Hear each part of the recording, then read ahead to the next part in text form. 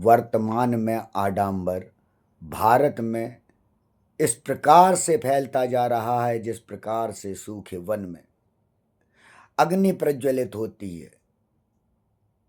जगह जगह पर हर स्थान पर एक कोई सिद्ध बाबा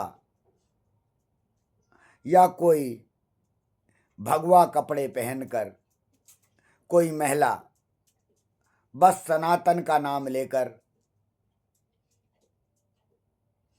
और लोगों के दुख दूर करने के लिए, दान लेने के लिए, चरण छुवाने के लिए बैठ जाती है। हमारे साधु संत महात्मा जो वास्तविक रूप में जंगल में घर बार त्याग कर, इन वासनाओं का त्याग करके जंगल की ओर गए और वास्तविक साधु सन्यासी बने, वो सनातन का हमारा झंडा फहरा रहे हैं। और ये आडंबरी भूत प्रेत तंत्र मंत्र के द्वारा जो फेसबुक में, इंस्टाग्राम में, यूट्यूब में आकर तुम में शक्ति है तो तुम लोग क्यों कैमरामैन, तुम लोग क्यों ऐड कर रहे होते हो, इतना अपना प्रचार कर रहे होते हो। सनातन खतरे में नहीं है। सनातन खतरे में है तो हिंदुओं के द्वारा, उन आडंबरी लोगों के द्वारा जो भोले भाले लोगों के आंखों में पट्टी बांध रहे हैं। व्यक्ति को सनातन को जगाने का काम है, जो बुद्ध ने किया, महावीर ने किया, रजनीश ने किया, विवेकानंद ने किया। विवेकानंद ने कहा उठो जागो हिंदुओं, जो मैं बार बार फिर कहता हूं, उठो जागो हिंदुओं, अपनी सनातन शक्तियों को पहचानो। सनातन शक्ति का अर्थ यह नहीं है कि तुम दूसरे के दर दर भटको। अपने कष्टों की मुक्ति के लिए सनातन का यह अर्थ है कि सभी वो पांचों तत्व अपने द्वारा प्राप्त करो और अपने कष्टों से मुक्ति पाओ। वो है सनातन शक्ति। और तुम दूसरों के चरणों में गिर गिर के अपनी मुक्ति पाना चाहते हो। गुरु गोविंद सिंह ने, महावीर स्वामी ने, रजनीश ने, विवेकानंद ने, सभी ने, कृष्ण ने भी यही समझाना चाहा कि उस आत्मशक्ति को जानो। हमारे जो सप्त ऋषि हुए उन्होंने यह समझाना चाहा, आत्मशक्ति को जानो। शिव बार बार कह रहे हैं उस आत्मशक्ति को जानो। शिव सूत्र में यही लिखा, जो सांसों के बीच तुम्हारी बैठा है क्षण वो आत्मा, वो कितना सर्वशक्तिशाली है। हनुमान चालीसा यही कहती है कि अपने तेज को बनाओ, तुम हनुमान बनो। दुर्गा सप्तशती कहती है कि अपने कवच को धारण करो, मैं कवच के रूप में तुम्हारे पूरे शरीर में बैठी हूं। तुम बनो शिव की तरह, शून्यता में जाओ, नेत्रों को बंद करो, समाधित स्थिति में जाओ। इन आडंबरियों का सत्यानाश करना होगा जो हमारे सनातनियों को भूत प्रेत तंत्र मंत्र के आडंबर में फंसाकर अपनी दुकानें चला रहे हैं। दुकानें आज भारत में लाखों, हजारों नहीं लाखों लोग बना चुके हैं अपने इस प्रकार के ऑनलाइन कमाई के साधन। और हमारे भारत में लोग इतने परेशान हो चुके हैं, मानसिक रूप से गुलाम हो चुके हैं। उस गुलामी का फायदा ये उठाते जा रहे हैं। उनके कष्टों को के द्वारा तुम उन्हें लूट रहे हो। अरे मैं घर घर दीप जला दूंगा, तुम उसे बुझा सकते हो क्या?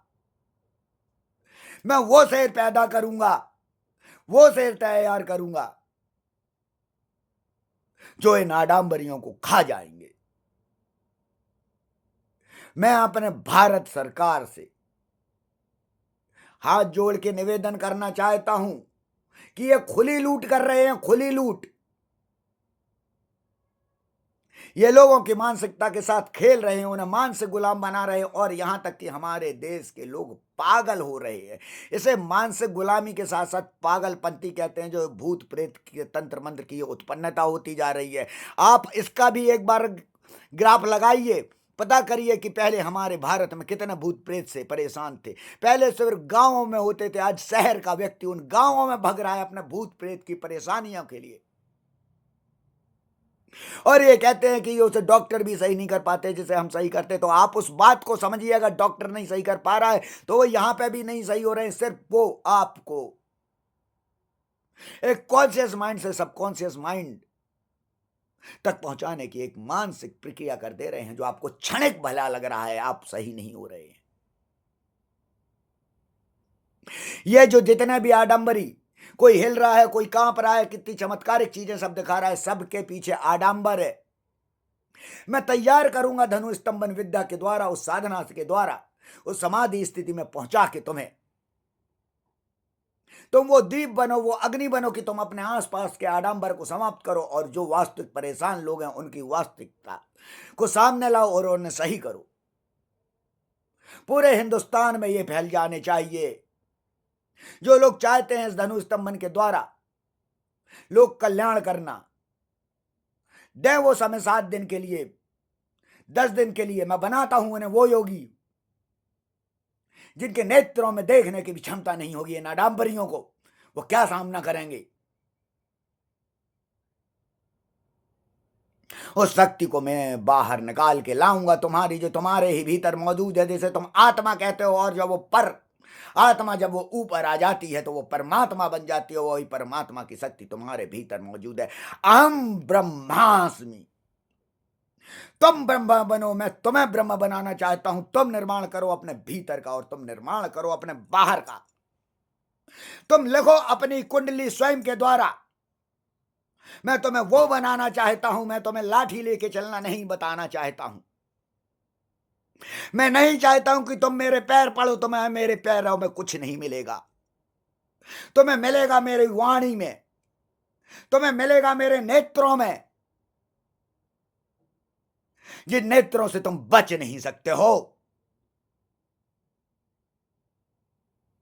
इसके लिए समय देना पड़ता है, खोना पड़ता है, अपने आप को डुबोना पड़ता है, अपने भीतर जाना पड़ता है, एकांत चाहिए होता है।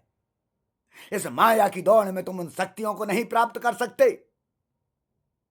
अगर तुम्हें प्राप्त करनी है वो पांचों तत्वों की शक्ति, तुम्हें अग्नि तत्व को बढ़ाना है, परंतु वायु तत्व को बढ़ाना है, तो तुम्हें एकाग्रता से समाधि स्थिति में जाना पड़ेगा, जहां से सर्वस्व प्राप्ति होती है। तब तुम लोग कल्याण कर सकते हो।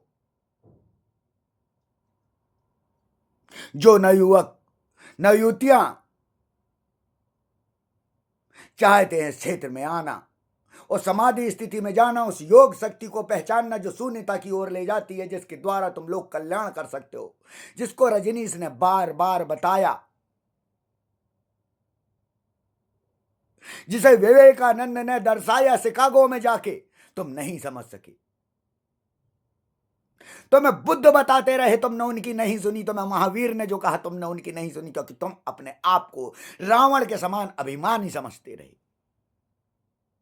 क्योंकि वह भी यही सोचता था कि मैंने अमृत प्राप्त कर लिया है, मैं इस पृथ्वी से नहीं जाऊंगा। एक बार विचार करो कि तुम्हें इस पृथ्वी से जाना है। तुम जो लूट रहे हो, लोगों को मूर्ख बना रहे हो, तुम्हारा भी एक समय वो बुढ़ापे का आएगा जब तुम्हारी ये शरीर नहीं काम करेगा, सिर्फ इंद्रियां ही काम करेंगी, जिसके तुम गुलाम बने हुए हो और तुम कुछ नहीं कर पाओगे। तब तुम इस पुराने समय को याद करोगे कि मैंने किस प्रकार से उन भोले भाले लोगों को लूटा था और वे आज कष्ट भोग रहा हूं। कुछ भी तुम्हें मरने के बाद प्राप्त नहीं होगा। ये शरीर नष्ट हो जाएगा। ये पंच तत्व का बना हुआ है, ये शरीर नहीं जाता है।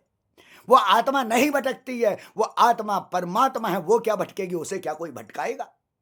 वो आत्मा के द्वारा तुम चल रहे हो। तुम शरीर को इतना शक्तिशाली समझते हो कि शरीर के नष्ट होने आ जाने के बाद आत्मा भटकेगी। तुम उसका भटकाव खत्म करोगे, तुम उसे मोक्ष की प्राप्ति कराओगे। अरे उसके द्वारा ये शरीर चल रहा है, तुम्हारा बुद्धि विवेक चल रहा है, जिसके कारण तुम ये ज्ञान दे रहे हो, उसका कारण ही तुम आत्मा ही है, जिसके कारण तुम ये बोल रहे हो। जो कह रहे हो तुम्हारे पितर, तुम्हारे पूर्वज यहां भटक रहे हैं, उनका मुक्त करना होगा, इनको यह करना होगा। अरे कुछ नहीं, वो मुक्त हो चुके हैं। वो उस ऊर्जा शक्ति में, वो भगवान है, वो ईश्वर है, वो तत्व। तुम उन्हें याद तो करो। वो तुम्हारा अच्छा ही करेंगे, कभी तुम्हारा बुरा नहीं कर सकते। ये तुम्हारे नकारात्मकता क्यों घुसेड़ी जा रही है इतनी? नपुंसकता क्यों करी जा रही है कि हमारे सनातनी लोगों को नपुंसक बनाया जा रहा है, डर और भय दिखाया जा रहा है, जो ईश्वर तत्व शक्ति देने के लिए है। जिस ईश्वर तत्व से शक्ति आती है, राम शक्ति देता है, हनुमान शक्ति देता है, दुर्गा शक्ति देती है, काली शक्ति देती है। डर और भय नहीं कराती, नाच गाना नहीं कराती।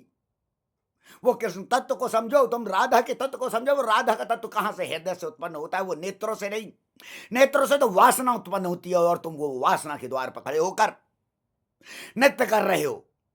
उस नृत्य के माध्यम से जो रजनीश ने बताया बार बार, उस नृत्य के माध्यम से तुम्हें कहां जाना है, उस धारणा को लेकर उस समाधि में जाने के लिए नृत्य किया जाता है, नृत्य दिखाने के लिए और रील बनाने के लिए नहीं। उठो, जागो और अपने सनातन शक्तियों को पहचानो जो तुम्हारे भीतर मौजूद हैं, जगाओ उसे और बनो राम की भांति, कृष्ण की भांति, बुद्ध की भांति। तुम ही वो बीज बनोगे जब हमारा भारत पुनः सोने की चिड़िया। तुम चाहते हो अमेरिका की तरह बने, तुम चाहते हो चाइना की तरह बने, तुम चाहते हो कि जापान की तरह हम बने। इंग्लैंड की गुलामी हम आज तक सह रहे हैं, आज भी हम गुलामी पे खड़े हुए हैं।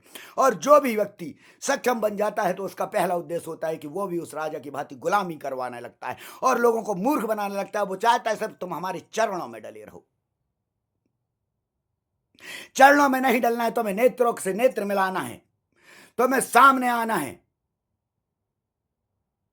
और जितने भी आडंबर, भूत प्रेत, तंत्र मंत्र की जितनी शक्तियां हैं भारत के अंदर मौजूद, उन्हें पूरी तरीके से खत्म करना है और नष्ट करना है और पुनः भारत को वही सोने की चिड़िया बनाना है जैसा पूर्व था बुद्ध के समय में, जैसा पूर्व में था महावीर के समय में, जैसा पूर्व में था श्री कृष्ण के समय में, जैसा पूर्व में था राम के समय में, और जैसा सबसे पूर्व में था हमारे महादेव जब साक्षात बैठे रहते थे हिमालय की चोटी में। वही भारत संपूर्ण वैसे ही बनेगा, लेकिन उसके लिए प्रत्येक व्यक्ति को उन देवों की भांति बनना पड़ेगा जो अपने स्वयं पर विश्वास करते थे, उन दानवों की भांति नहीं जो दूसरों को दबाकर सताकर अपनी मनोइच्छा पूरी करते थे और उसके द्वारा शक्ति प्राप्त करते थे। चुनना आपको है, चाहे तो आप इंद्रियों के गुलाम बनकर इस जीवन को इस प्रकार ही नष्ट कर दें, और चाहें तो अपने भीतर की समाधि को एक बार प्राप्त कर, अपनी इंद्रियों से एक बार मुक्ति प्राप्त कर, अपने वास्तविक ज्ञान को समझकर लोक कल्याण में अपने आप को अर्पित करें।